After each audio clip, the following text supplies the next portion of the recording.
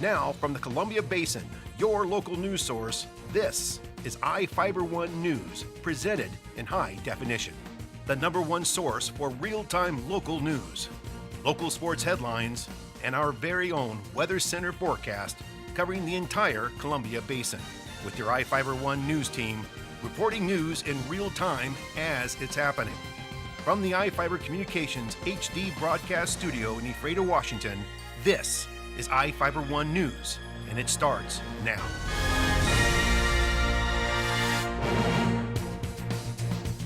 Welcome to iFIBER 1 News. I'm Cody Johnson reporting news from around the Columbia Basin for Wednesday, May 8th. Tonight we report on how the Quincy City Council rejected a plan for a police accreditation and a vehicle fire extinguished by Grant County Fire District 7. We also look at the weapons charges a Moses Lake man faces after a standoff and how the federal budget decisions are going to impact unemployment benefits. In sports, the Wenatchee Wild have advanced into the Robertson Cup Championship tournament, and the Mariners split 2 games with the Pirates. Our spotlight story tonight is about a recently married couple facing hurdles that's actually preventing them from living together. And we have the latest weather forecast for the Columbia Basin from the iFIBER 1 Weather Center. Our top story tonight, the future of Quincy's police's plan to get accreditation is uncertain. A majority of the City Council voted down a plan to hire Martin Dixon to complete the accreditation process. The vote is the 3rd time the Council has declined to hire Dixon. After the Council rejected a proposal to hire him last year, Dixon continued as a volunteer helping the city with the process. The department is presently working to get accredited by the Washington State Association of Sheriffs and Police Chiefs. The process requires the department to prove they meet about 130 standards set by the association. Police Chief Richard Ackerman called the process a form of insurance, comparing it to a state audit. Mayor Jim Hemberry and Ackerman asked the council to hire Dixon to work between June and October to finish the project and pay him $12 an hour. Dixon has given more than 1,700 hours to the project. Grant County Fire District 7 firefighters responded to a call about a truck on fire. Here with the story is Ryan Lancaster. Firefighters with Grant County District 7 put out a fire Tuesday that was reportedly sparked by an acetylene torch. District 7 Chief Kirk Shepard said the fire broke out at about 10 a.m. near the railroad tracks off Road 18.5 Northeast, near Soap Lake. Shepard said the owner of an old International Harvester dump truck had hired some help to cut the vehicle up for scrap using a torch.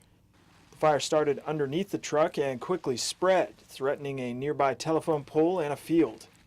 Crews arrived within minutes and got the blaze under control. For iFIBER 1 News, this is Ryan Lancaster reporting. Thanks, Ryan. A Moses Lake police standoff reportedly started with a drug dealer demanding money for his drugs. Prosecutors charged the alleged instigator, 18-year-old Zebulon Gwynn, with possession of a short-barreled shotgun and pistol by an 18 to 21-year-old. Gwynn allegedly went to the yard of a Hawthorne Drive home, began yelling about a man in the home owing him money, and lifted his shirt to show a silver-handled pistol. He allegedly took the gun from his waistband and made gestures with it while he argued with a woman. Gwynn reportedly told police the man owed him $150 for drugs. He left the residence and went to a nearby home on Hawthorne Street, where police surrounded the home while the Moses Lake Tactical Response Team mobilized. A deputy allegedly spent 40 minutes calling for Gwynn to come out of the house. Police found a 9mm semi-automatic handgun and a sawed-off shotgun in a bedroom. Gwynn reportedly admitted the guns were his, and he hid them in the room. Moses Lake police reported the most recent arrest was Gwynn's 3rd for unlawful firearms since February. Grant County residents can dispose of household hazardous waste for free at the Moses Lake Surf and Slide Water Park parking lot on Saturday from 9 a.m. to 3 p.m. The water park is located at the corner of 4th Avenue and Dogwood Street. Only hazardous waste generated by households will be accepted.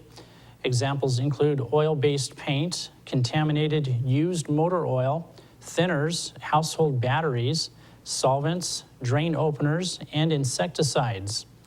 Hazardous products have labels with words such as warning, danger, caustic, flammable, and poison.